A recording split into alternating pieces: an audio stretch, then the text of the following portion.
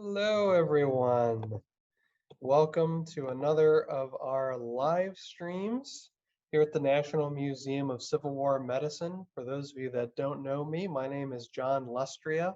I'm the Director of Education here at the National Museum of Civil War Medicine, and it's wonderful to be able to spend some time with you all today here on this, let's see, May 31st, Tuesday, at the time of streaming here. And today we're going to be talking about Union medical care at the Battle of Seven Pines, also known as the Battle of Fair Oaks. So it should be an interesting discussion. And we're talking about it on the 160th anniversary to the day of the battle. So very much looking forward to getting into this. It's just me with you all today. It's been a while since it's been only me on with no guest. So it should be a lot of fun. And I see we already got some folks tuning in the comments. Always great to see and hear where people are watching from. Thank you for taking some time out of your day, whether it's watching with us live or perhaps watching with us after the fact. Of course, if you enjoy our videos, we've been putting out regular video content for years now, which is kind of a wild thing to say. We've been putting out regular video content for years, and a great way to support us that's easy and free. Make sure you like us on Facebook and across all our social medias and stay up to date with what we're doing. And on top of liking our page, just like this video. Lets us know that you enjoy this kind of programming, and hit the share button as well. Either share it just to your page, send it to someone you know will like it, or share it in any Civil War groups that you might be in. Additionally, if you want to step it up and take your support to the next level, consider either becoming a member of the museum, or we just started a recent fundraising campaign. We had the opportunity to purchase a couple letters written by Clara Barton herself about her wartime home, what became the Missing Soldiers Office. And so you can sponsor a word or a paragraph or even an entire letter. I'll post a link in the comments here if you want to support us in that way financially. We'd certainly very much appreciate it. So again, I see folks tuning in: Christopher from Maine, Robert from Claremont, Florida, Janie from Salina, Ohio, Kevin from, is that Pocahontas, Iowa? Oh, and I see we have someone tuning in from Seven Pines, Virginia itself. So hopefully you'll be right on the landscape for some of these events that I'm going to cover in the program here. So I'm going to get started in just a moment. Multitasking a little bit here. Okay, I put the link to donate to the Barton Letter Fund if you all are so inclined. Again, it helps us out quite a bit, and we really appreciate all those of you who have signed up to become members this year, the past several years, or donated to us in any way. And if you're not at a point where you can do that, simply liking this video and sharing the video and liking our page is a great help to us. So with all that said, I'm going to jump into the program here. I'm going to be doing a PowerPoint presentation, and so because of that, I won't be able to see your questions. Please do ask them, and I'm going to get to as many as I can at the end of the program. So here we go. Share screen, and there we go. Okay. So medical care, Union medical care, the Battle of Seven Pines, also known as Fair Oaks. So let's start a little bit with how we got here. Why was there a battle there in the first place? Well, it's part of the culmination of, I guess, what you might call the first phase of the Peninsula Campaign, is what it's known as. Takes place over the spring of 1862. The Union Army, so the Civil War is not terribly old by this point, not even a year old. The Union Army makes an offensive as per the recommendation of Union General George McClellan. They arrive at the base of a peninsula, which is subdivided by the York River and the James River.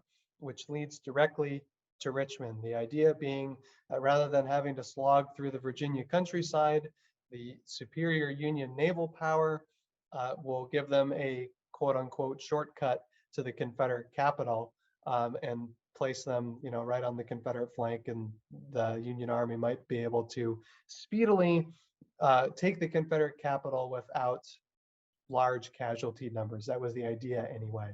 So in March, the Union Army starts to arrive at Fort Monroe, just down at the base of the peninsula, and they slowly start making their way up with actions outside Yorktown, which you can see kind of in the bottom right-hand corner there. I'm not sure if you can see my mouse, but I'm trying to circle it there. Actions first at Yorktown. There's a siege that happens there. Union General McClellan, oftentimes criticized by historians for moving slowly, and that's one of the criticisms here. He takes his time rather than launching frontal assaults, even though the Union Army significantly outnumbers the Confederate forces in this area by a large margin, at least in the initial phases of the campaign. Once the Union Army takes Yorktown, keep moving up, there's an engagement at Williamsburg on May 5th. Williamsburg, not just of Revolutionary War, colonial fame, and well, really same goes for Yorktown as well. There are some Civil War actions that are fought there, and especially if you go to Williamsburg, I have some fond memories of going there with my dad, trying to find the Civil War sites. In Civil War terms, it wasn't a gargantuan battle, but a battle was fought there, and we're wandering amidst all these signs for Revolutionary War sites. We're like, where's the Civil War stuff? And people are like, what do you want to see again? Anyway, lots of fond memories trying to find the Civil War sites in Williamsburg when I was a kid. So small engagement fought there on May 5th. And then the Confederate Army retreats towards the outskirts of Richmond. And by the time the Battle of Seven Pines rolls around on May 31st, the Union Army is less than 10 miles from the Confederate capital. And there are reports of Union soldiers being able to hear the church bells ringing inside Richmond. So at first glance, for the supporters of the Union during the Civil War, it looks like the war is closer to being over than maybe they suspected. But all that is about to change. The Confederate General Joseph Johnston, so this is before Robert E. Lee is in command of the Confederate Army at this point, there is a heavy rain that comes, and Joseph Johnston sees an opportunity. The Union Army is separated. You can kind of see it there. The Chickahominy River splits the Union Army in two. So with a small portion of the Union Army, the Union 4th and part of the 3rd Corps located south of the Chickahominy River, and the Union 5th, 6th, and 2nd Corps north of the Chickahominy River. So the heavy rain in the days before floods the river, preventing the two pieces of the Union Army from connecting. And so Joseph Johnston sees an opportunity to strike while the Union Army is separated, and the odds are a little bit closer to even in this instance, and hence the Battle of Seven Pines or Fair Oaks. Now, at this point in the Civil War, this is worth noting at the start, I'm sure regular viewers of our videos will recognize the name Jonathan Letterman. I joke sometimes Letterman is the patron saint of our museum. Letterman is the person that comes up with the ambulance corps as a defined entity. He creates the Letterman Plan, which is a tiered system of medical evacuation, which is the basis for how we still do emergency medicine in our military today. And he institutes triage in the Union Army. He revolutionizes battlefield medicine as we know it. But the Battle of Seven Pines, we're about a month and some change away from the appointment of Jonathan Letterman as medical director. Charles Tripler, who you see pictured here, is the Union medical director. And I should note, I've mentioned this is going to be about Union medical care at Seven Pines. And that's just because there are more sources that I have been able to find. I looked, tried to find some, but it wasn't much more than one isolated account here or there. I really couldn't, I struggled to put together a coherent picture for Confederate medical care at Seven Pines. Um, I'm not saying it can't be done, just saying as I was preparing for this, I wasn't able to do it. And so that's why I formulated this mostly around the Union response to the Battle of Seven Pines. So Charles Tripler is in command here, and this is before the Letterman Plan. And so at this point in the war, the Union Army is still going to be a little bit on the disorganized side of things when it comes to a medical response. But of course, the problem is going to be, it's going to be physically hard to get supplies from one side of the river to the other. And we're going to explore that when we get there in just a moment. So what happens in the battle? Well, I'm not going to spend a whole lot of time talking about it. Here is, of course, classic. Let's see, Currier and Ives picture of what the battle may have looked like. Probably didn't really look like this, but I kind of have a soft spot for this. And you'll notice too the hot air balloon over there, famously in the Peninsula Campaign, the Union forces did some reconnaissance using hot air balloons. So I think that's a nice touch that made it into this this painting here. 2 days of fighting. Battle begins on May 31st. Union Army gets pushed back pretty heavily towards the river. And on June 1st, fighting continues, and the Union Army holds their position. At the end of 2 days of fighting, 11,000 casualties littered the landscape. And critically, one of those casualties was Confederate General Joseph Johnston, which then paved the way for none other than Robert E. Lee to take command of what would become the Confederate Army of Northern Virginia. And Lee would lead them on many exploits, not even a month after the battle here at Seven Pines, towards the 7 Days battles, which dramatically reversed the tide of the Civil War. Here's a kind of a loose map of the proceedings. So again, you have the Union 5th Corps, 6th Corps, and 2nd Corps north of the Chickahominy River, mostly unavailable to support, although the 2nd Corps eventually is able to make their way over there. The primary target is the Union 4th Corps, which is later reinforced by the Union 3rd Corps here as well. Also wanted to showcase this map. The Library of Congress, they have a pretty robust collection of really interesting period hand-drawn maps. This was done, I'm not sure exactly when, but during the Civil War itself, and it's just a fascinating map in its details. This is the detailing the map of the 2nd day's fighting. So here you can see the Union 2nd Corps under Sumner makes its way across the river here, and Hooker's unit here, the 3rd Corps. Some of these are going to become notable commands and landmarks once I start getting into the medical response here. And here's a colorized image, also from the Library of Congress, of not positive exactly where this is, but it's labeled Fort Sumner, which makes me think it's probably a 2nd Corps position, which was probably located either here or in their initial position on the opposite side of the Chickahominy.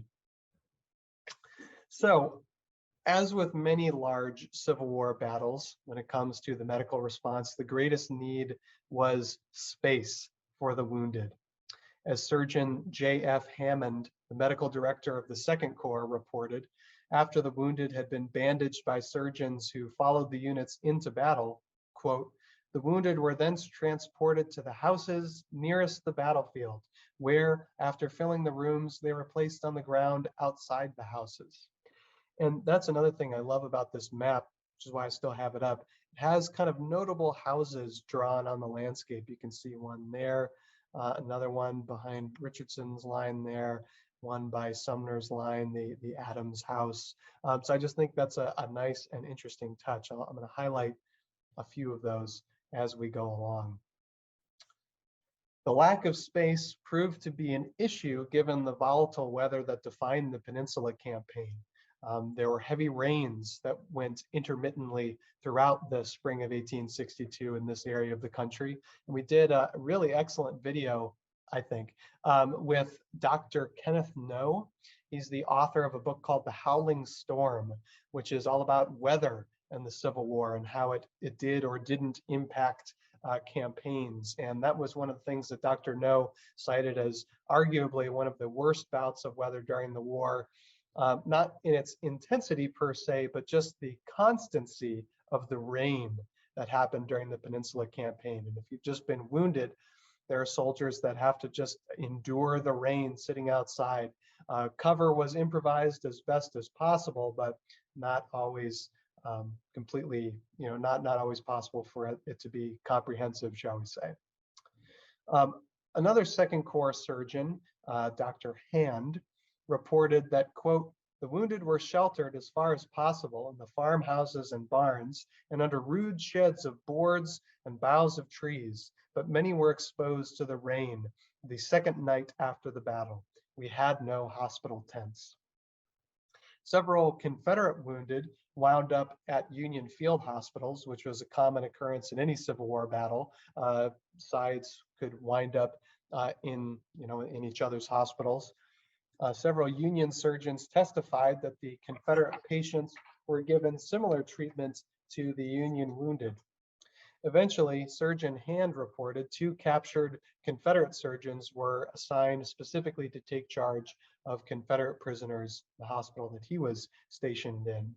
And here it's worth noting that Battle of Seven Pines takes place after the Winchester Accords, which is a agreement done just a few months previous in March of 1862 at the Battle of Winchester, that doctors were to be treated as non-combatants, which was sort of agreed upon, but not codified in any real way. And even the Winchester Accords, that while they were precedent setting, it's unclear how widely spread they were, but we have found some evidence that they were respected, at least during the Peninsula campaign, because some of the same units, at least on the Confederate side, fought in the Peninsula campaign. So it's probable that this, the Confederate surgeons that were captured were probably returned following the hostilities there.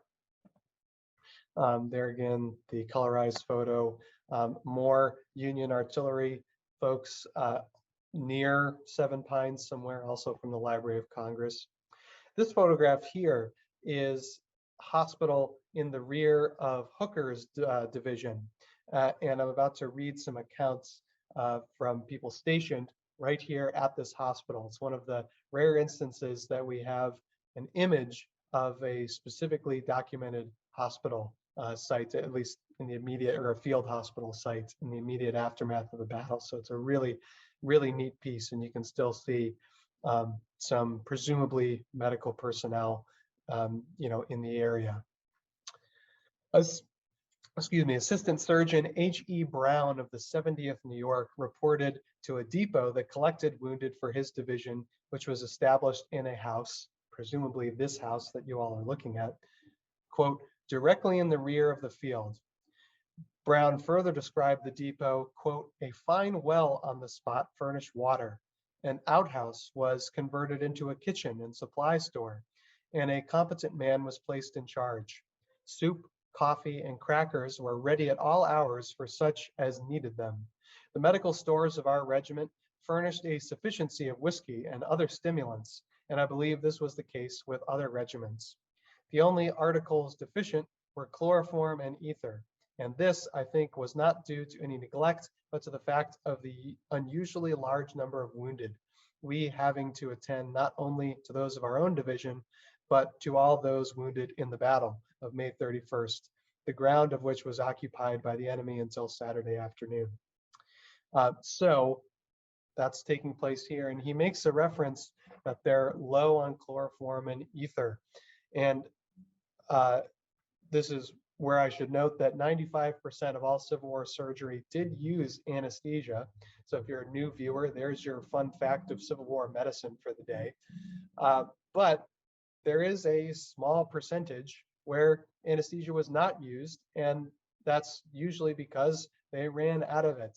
Now, that was infrequent, and my colleague Kyle has done some research on this fact, and most of the recorded instances that he can find where they just ran out of anesthesia, and they are few, doesn't happen often. In fact, Surgeon Brown reports that they're low on chloroform and ether. Some other accounts I'm going to read from say that it was used in all cases. So even at different parts of the field, they're still well supplied with anesthesia. But most of the accounts that Kyle found where they were low on anesthesia happened during the Peninsula Campaign. And we theorize, and we don't have any hard evidence for this, but we theorize that since this was one of the earlier large campaigns with high casualty numbers in the Eastern Theater, that both sides were sort of caught, unawares. The scale of the conflict really took them by surprise, in a way that folks over in the the Western Theater, they had already caught up. Battles like Shiloh and Forts Henry and Donelson and others, Wilson's Creek, have already happened. And by this point in the war, they're pretty well supplied with anesthesia out west. And the best we can come up with is maybe that lesson hadn't been learned as harshly out east. And a battle like Seven Pines was critical for learning that lesson. Also, in reference to this, Hooker's Division Hospital, as it comes to be known, Assistant Surgeon Edward T. Whittingham also spoke about a house in the rear of the line. Quote, "At the Battle of Fair Oaks, many of the wounded were attended in a house immediately behind the last line of battle. My command not being engaged, I was able to render my services in that hospital. I estimate the number I dressed at 50. The operations were there limited to those where immediate surgical interference was necessary, such as the extraction of balls and the dressing of wounds. A few amputations and excisions were performed." And this person that just I read from that quote is in a 3rd Corps unit, which makes me think they were probably at this hospital here specifically. This, I don't know where exactly this is. This is a structure on or near the Fair Oaks Seven Pines battlefield. And because it was a structure, it almost certainly had to be a hospital. And this is, again, also from the Library of Congress, and that's why I include it here. The high river, which originally precipitated the Confederate attack, caused logistical problems. The Union surgeons couldn't get as much food as they needed for the wounded. To address the increasingly dire need, horse lovers, close your ears here. Surgeon J.F. Hammond, medical director of the 2nd Corps, ordered 2 horses to be killed and made into soup, with the addition of some rice and salt to be distributed to the soldiers. Thankfully for the wounded and other horses, on June 2nd, a supply of beef was found, quote, "from the neighborhood," which I don't totally know what that means. They probably just found some cattle and like, this will do the job. And that solved the food issue until the river receded. Okay. Or well, I'll come back to this picture in a second. With food being provided for, the surgeons set to work. Surgeon John A. Liddell, who was in charge of the 2nd Corps hospital, reported, quote, "I made a detail of medical officers early on Sunday morning to attend exclusively to the performance of the capital operations at my hospital," which is to say amputations.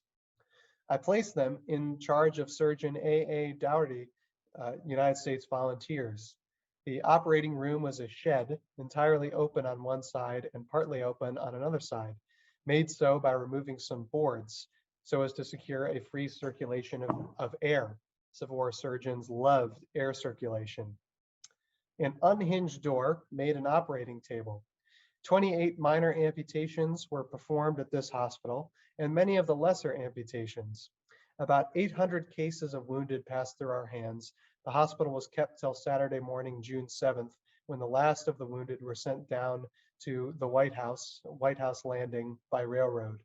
Chloroform was administered in all capital operations. So there again is an example where chloroform is prevalent, apparently, but not the case at the other. So the two main hospitals that I was able to kind of discover, main hospital depots on the field, were Hooker's Division Hospital, which we were just looking at a picture of, and the hospital run by the medical director of the Union's Second Corps. Which I, put this in stand for. And to see that on a map, Hooker's Division Hospital, they mention it being behind the last line.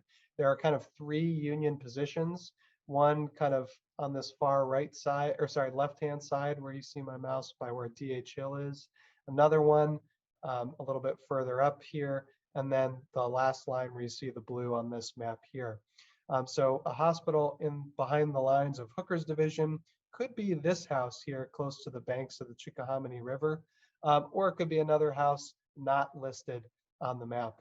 And the hospital behind Sumner's position, possibly the Adams House, or maybe something over here, or again, perhaps something not listed, but it's probably up over there.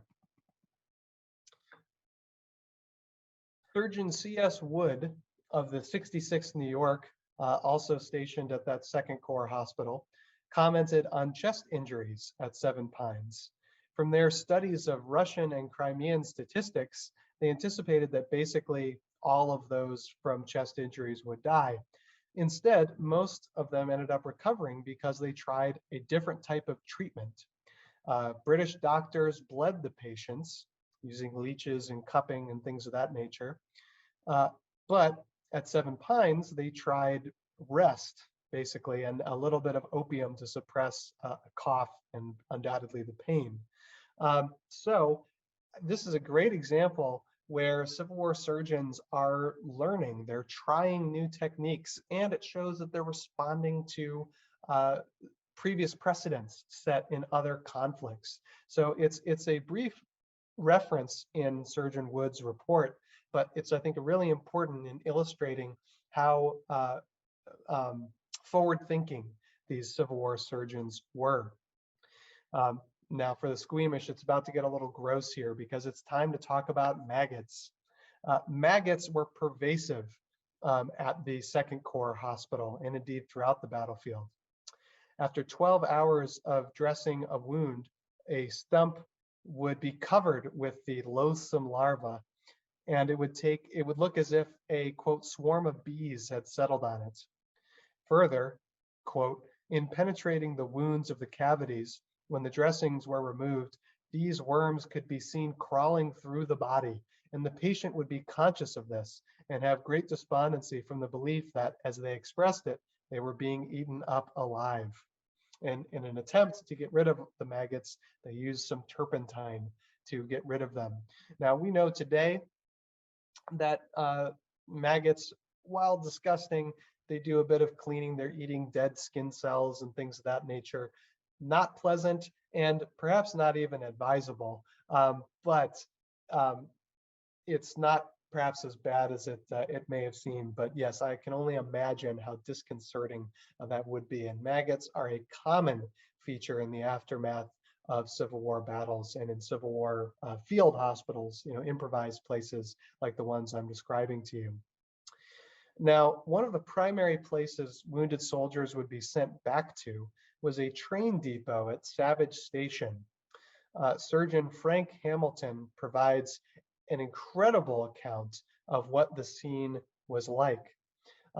Again, to go back to this map, Savage Station, you see all the way on the right-hand side, and you notice it's right on some railroad tracks. And this is going to be really useful to get the wounded further away from the battlefield and on towards long-term recovery and what come to be known as general hospitals, purpose-built hospitals.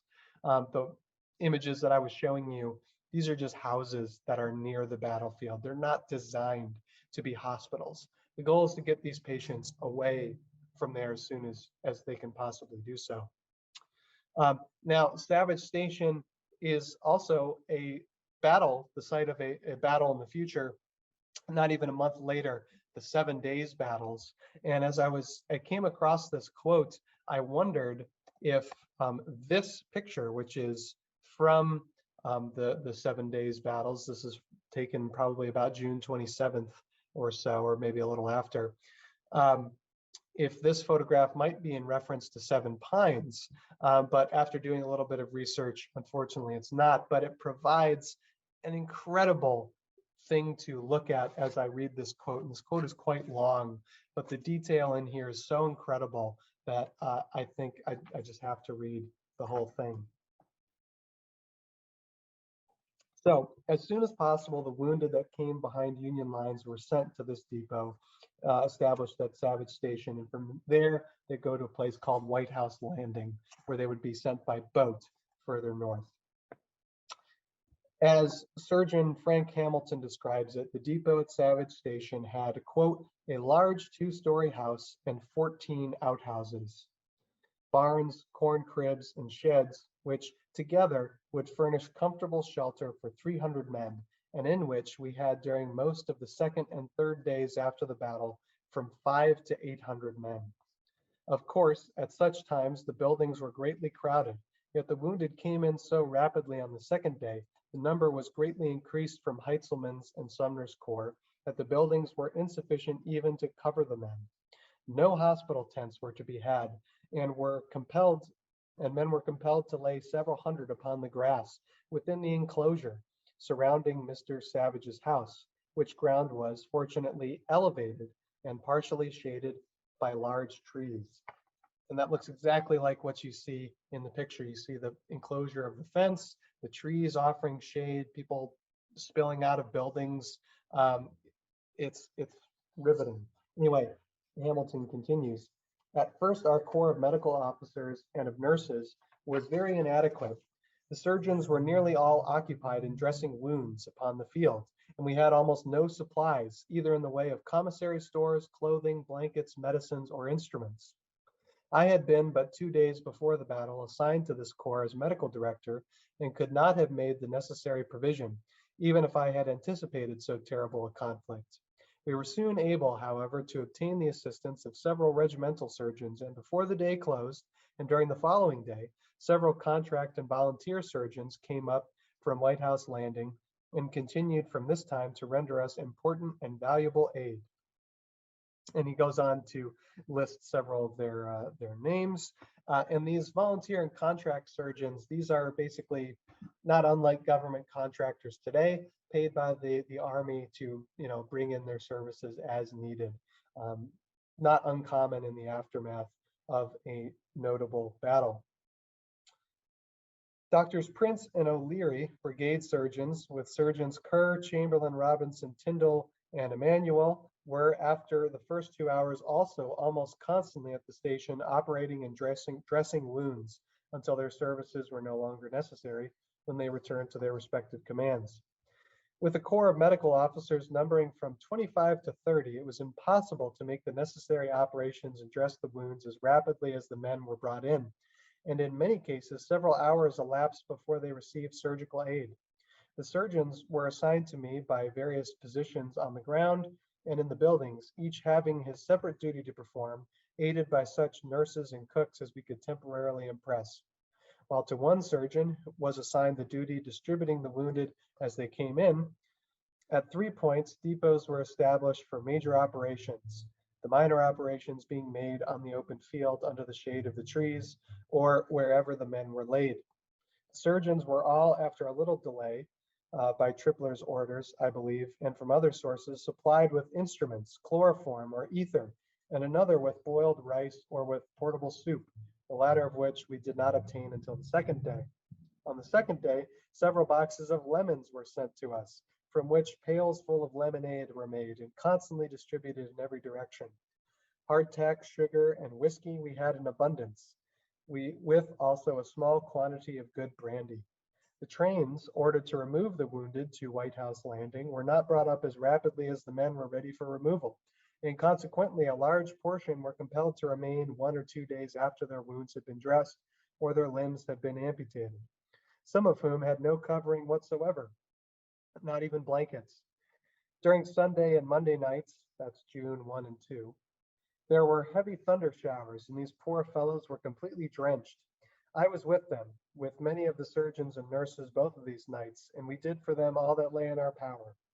Fortunately, on the second day, we found one bale of blankets which we were permitted to use, and which went a good way in protecting them from the rain and cold at night. The first train of cars started with the wounded for White House Landing on Saturday, May 31st, and from this time, some 12 or 15 trains arrived and were sent down every day. They were, however, necessarily irregular. At first, and until several trains had gone, we placed a surgeon in each car to assist in getting the wounded on board and take the rank, name, regiment, company, and nature of the wound and character of the operation in case of each man, and also to prevent stragglers from getting on board. The pressure of Sunday and Monday, June 1 and 2, compelled us to abandon this arrangement, so desirable in every point of view, and thereafter we attempted only to obtain the numbers sent down. 2 or more surgeons performing the duty of seeing them on board, and generally 1 surgeon accompanying them to White House Landing. Whew, it's an incredible quote, and it's so rich with detail. So there we have Surgeon Hamilton. He's the medical director of the Union Third Corps, and he's running a pretty significant hospital, field hospital, not just where operations have to be conducted, but soon after they have to be sent on a train. There's a lot to schedule and move around. He's got a team of about 30 surgeons, all working round the clock for days and days, seeing ultimately several hundred patients all in one go.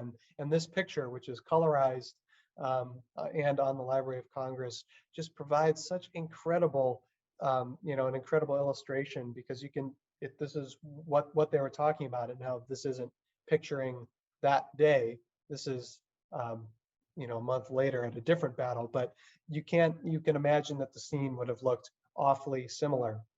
Here's another sketch from the Savage Station situation where they're loading the wounded onto the train cars there. There you see them coming right off of ambulances. You see particular types of stretchers down here at the bottom. This one's a little more elaborate. It has a very specific name that I'm blanking on. We have one in our collection here at the museum. And there you see, a little more traditional stretchers, and likewise there as well. Interesting that these train cars seem to be just sort of exposed. I don't think that was very terribly common, but that's what we're seeing in this particular sketch, which again is pretty rich. Here's another sketch. This one is from the engagement that was fought near there in June, as you can see from the caption there. And those train cars, I think, are much more along the lines of what the patients would have been loaded into. And you can even see some presumably hospital tents there in the background. But it's just an incredibly rich quote. They talk about the sort of food that's being administered, the way that the surgeon here is assigning his team, how to disperse them, where major surgery is happening, where minor surgery is happening. It's really, really amazing. And I'll note too here, if there's any bit of that quote you want to hear read again, once the live stream is over, you can go back and watch this at your leisure, and you can pause and rewind and all that sort of thing. And if you still can't quite get it, you can reach out to us here at the museum, and we can try and get you the whole quote in print. If you want to look it up, by the way, it's located in the Medical and Surgical History of the War of the Rebellion, Volume 1, Part 1, in the appendix in the back, where they have surgeons' reports. Surgeon Zanus E. Bliss was also at Savage Station. On May 31st, he, quote, established a depot, erected a table in a large log tobacco house without floors, about 15 rods from the railroad depot. So presumably somewhere out there in this image.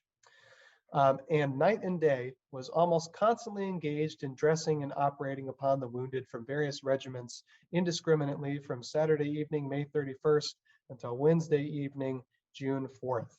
So that was the atmosphere there at that, one of Hamilton's team. When the fighting had finished, when the battle was over and done with, because a lot of what I've just been describing to you was taking place during the battle, but of course, when the battle's over, the work kicks up another notch. Assistant Surgeon J. Theodore Calhoun went out onto the field with Surgeon Thomas Sim to oversee the loading of ambulances of wounded from the first day's fight. While doing so, Calhoun stumbled across two buildings known as the Twin Houses. And here, this is a map from day one of the fighting. And the Twin Houses, I've kind of did a little zoom in of them, which you can see on the left-hand side. Those are located right there, kind of right along the railroad towards the left-hand side of the larger map there. The Twin Houses were filled with dead and wounded Union and Confederate soldiers. Initially, these structures were a Union field hospital. You can see it's basically right on the front lines of the Union position there, but they were not able to evacuate it when they fell back during the first day's fighting on May 31st. So the wounded had gathered there, were exposed to fire, and trapped between the lines for the remainder of the battle. All their wounds also were filled with maggots. And as Calhoun wrote, quote, "The dead had not been properly buried, and in every direction, fragments of limbs and bodies were lying exposed." So these were the gruesome and grisly sights that the ambulance drivers and surgeons who would accompany them experienced when the battle was over. They went out onto the field to collect the wounded who were lying out exposed, waiting for care on the field. In addition to having limited food, ambulances were in short supply on the battlefield side of the river, so moving the wounded was a challenge. If patients were not carried on hand litters, they had to get to hospitals on foot, not just because of the fact that many of the Union ambulances are on the opposite side of the river, but there's just not a ton of them in general. This is again before the formally organized ambulance corps. So it's pretty much self-evacuation until after the battle. Those that couldn't self-evacuate would be picked up by people like Surgeon Calhoun. The transportation of the wounded away from Seven Pines via boat began pretty soon after the battle ended on June 1st, and it continued until they were done by June 7th.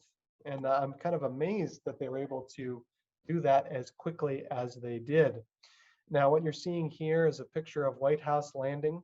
The patients probably would have been sent on steamers. You can sort of make some out behind these sailboats. I think these were mostly supply boats, but they're using every available resource to them. So I wouldn't be surprised if some of the wounded went on these kind of smaller sail ships here as well.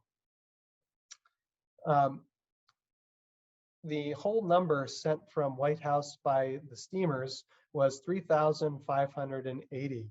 Of these, 167 were conveyed to Philadelphia, specifically by the ship, the William Wilden.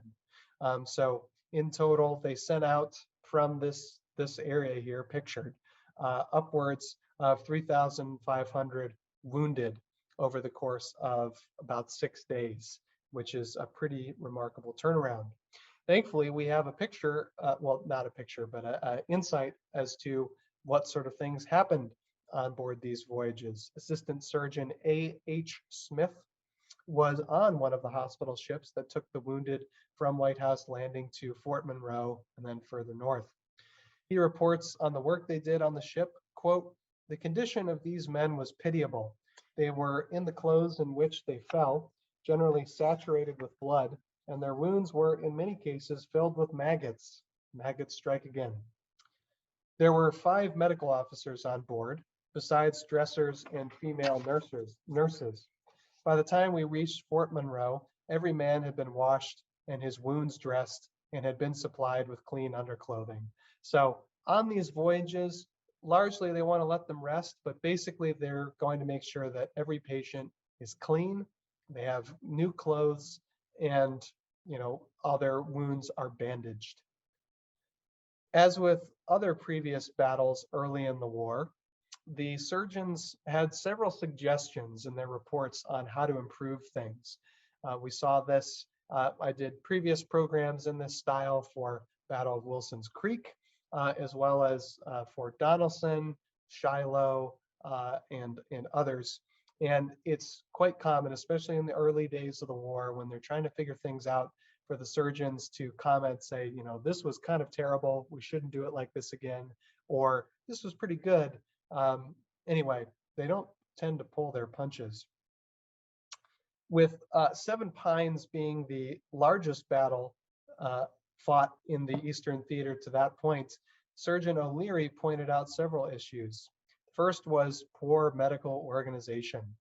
While there was organization at the corps, division, and brigade level, there wasn't much at the regimental level, with individual surgeons looking for wounded from their own unit to the neglect of wounded from other units. So in the early days of the Civil War, it wasn't uncommon for, say, the surgeon of, say, the 77th New York to specifically look for the wounded from his own regiment and ignore those who did not fall in that unit. Thankfully, that gets swept away pretty quickly, but there was a trend in the early days of the war of that, and thankfully it didn't stick around. Likewise, second issue was the lack of ambulances to efficiently get the wounded where they needed to go. Assistant Surgeon H.E. Brown continued on this theme, saying that, quote, the want of a properly instructed ambulance corps was severely felt here, as well as all subsequent engagements which came under my notice. The regular hospital attendants were needed as cooks and assistants at the General Depot, and the bands of the various regiments proved utterly worthless in bringing off the wounded, behaving in the uttermost cowardice, and required more persons to watch and see if they did their duty than their services were worth. As a natural consequence of this, whenever a man fell out of the ranks, wounded, 4 and sometimes 6 of his comrades would fall out for the purpose of carrying him away, thus seriously depleting the ranks and affording opportunity to the skulkers and cowards to sneak away. That was an issue that the ambulance corps is able to solve. There's a dedicated group of trained individuals to quickly and efficiently get wounded soldiers off the battlefield, which, as per that last comment, bolstered the fighting strength of the Union Army. Well, in the days after the battle, the Union Army remained on the battlefield for nearly a month. The Union Army largely occupied the same positions, waiting, ultimately waiting for the Confederacy to make the next move, which the Confederates did at the battle, the 7 days battles, which end up forcing the Union Army quite a good distance away from Richmond. Occupying the battlefield had a kind of negative effect on the morale.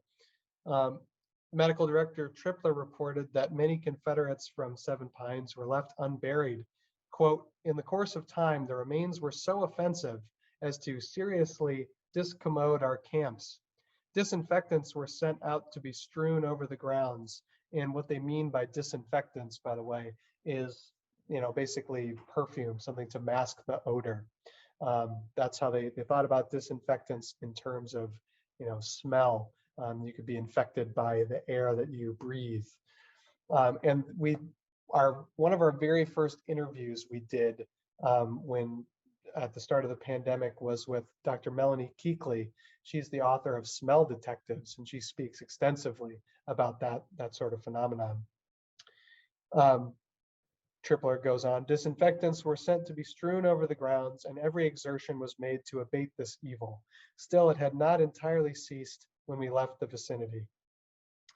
So as we sort of draw to a close here, Seven Pines is usually known as the battle that sort of opened the way for Robert E. Lee to take command of the Confederate Army, but it marked the largest battle east of the Appalachian Mountains thus far in the war.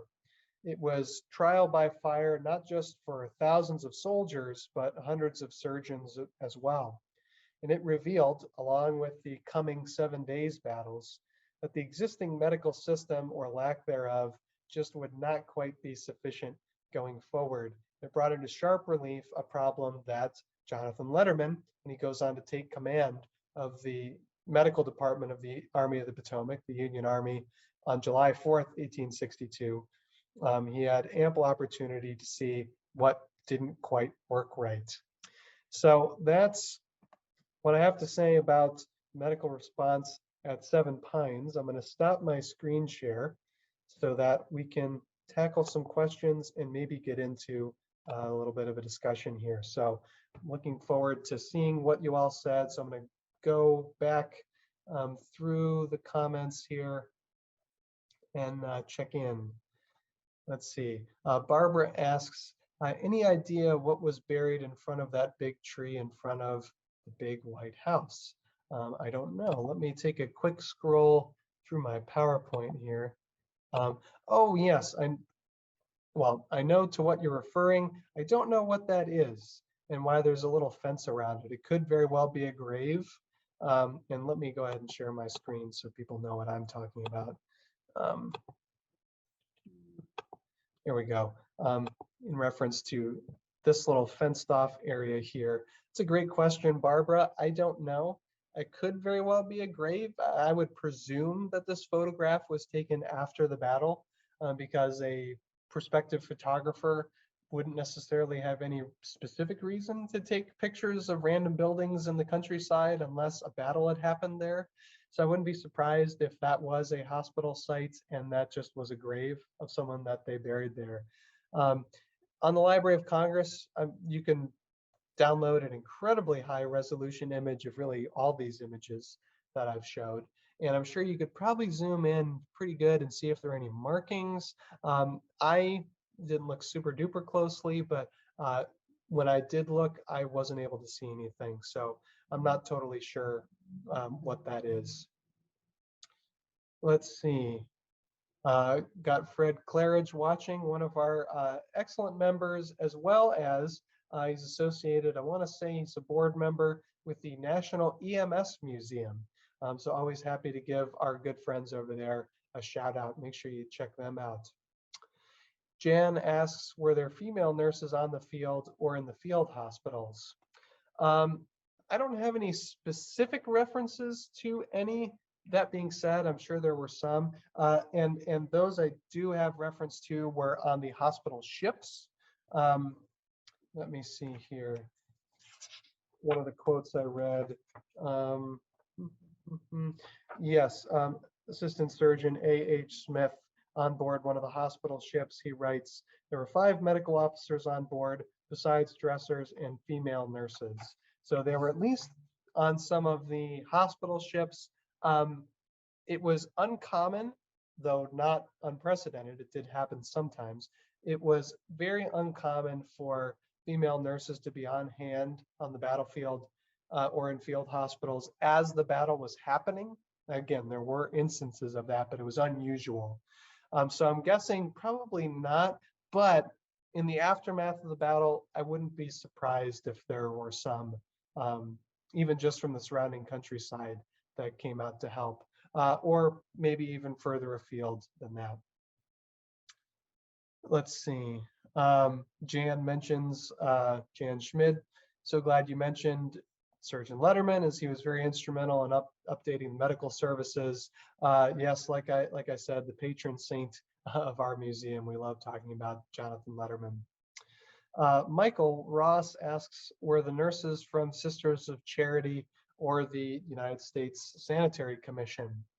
I don't know the answer to that. I'm guessing not the Sisters of Charity, because I imagine they would want to stay more local. The instances that we do have of Sisters of Charity, and there are a number of instances where they help out on Civil War battlefields, they tend to stay, in their region. They don't so often travel great distances, of hundreds of miles or something like that. to go to the battlefield. It's possible that some of the nurses might have been with the United States Sanitary Commission. We do know that they were actively assisting the Union Army during the Peninsula Campaign. The Sanitary Commission was. That was an organization that functioned something like the Red Cross does today. It's not the same thing, different organizations, but it functioned in that way, bringing sort of relief in times of disaster. And they had a robust group of nurses that were associated with that. So it wouldn't surprise me if that might have been a source for female nurses in the area. Any other questions from folks tuning in? Again, thank you so much for watching. You all are why we're able to do what we do. I hope you all enjoyed the program today. While I wait for any other possible questions to come in, I'll just say that, again, if you enjoyed this video or any of our other videos, please hit the like button, hit the share button, tell your friends about them, follow us on social medias, like us on Facebook, subscribe to us on YouTube. That's the best way to stay up to date with our forthcoming video programming. So that is fantastic. And if you want to take your support to the next level, consider donating to our Claire Barton Letter Fund. I see Jan saying that she'll be sure to sponsor some words for the Clara Barton letters, and we really appreciate it. Thank you so much. And Charles also adds, John, great presentation as usual. Thank you, Charles. Had a wonderful time at the museum several weeks ago on my trip to DC. Thanks. So Charles, I'm glad you're able to come visit. And those of you that want to come visit, we're open for walk-ins here in Frederick at the main museum Thursday through Sunday during our regular hours, and we can be open by appointment Monday, Tuesday, or Wednesday. Just gotta reserve a time so we know to expect you. So seeing no more burning questions from folks, I'm gonna go ahead and sign off here. Thank you so much for tuning in. Glad you all were able to watch. Support us however you can, and looking forward to hopefully seeing you all come for a visit, and we'll see you next time.